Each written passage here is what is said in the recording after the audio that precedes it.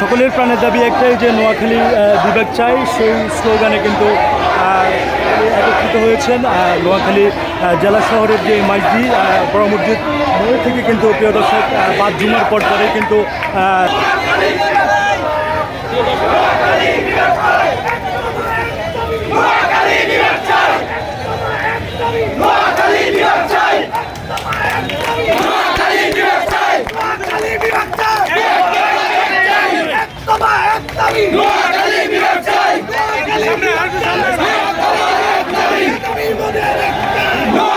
বিভাগ চাই।